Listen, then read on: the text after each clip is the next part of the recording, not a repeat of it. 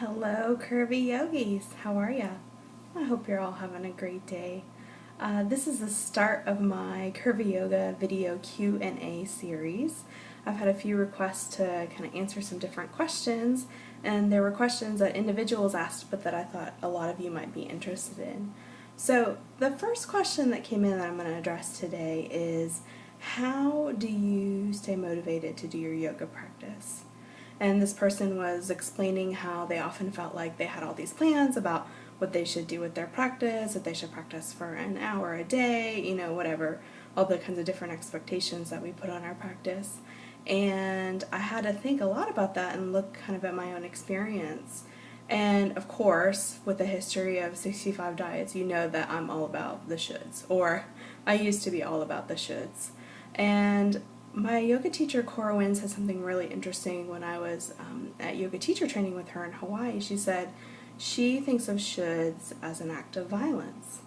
And I was just like, what? Hang on, what? An act of violence? Like, what are you talking about? And I realized after thinking about it for a while that she's exactly right.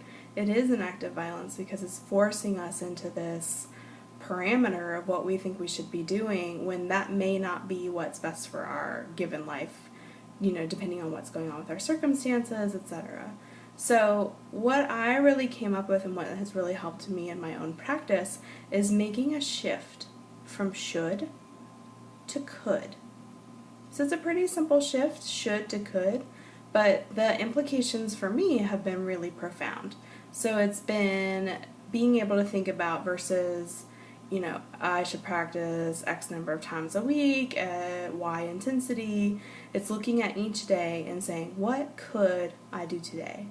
So for me, some days are busier than others. Every day has its own, trials and tribulations. And so it's kind of starting out with the intention of, I will do some yoga today, and how is that going to shape up for me?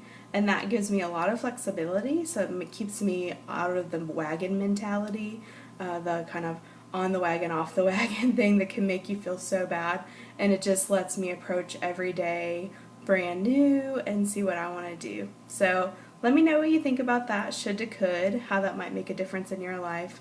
And if you have more questions for me for this series, please leave them below in comments. Thanks, have a lovely day.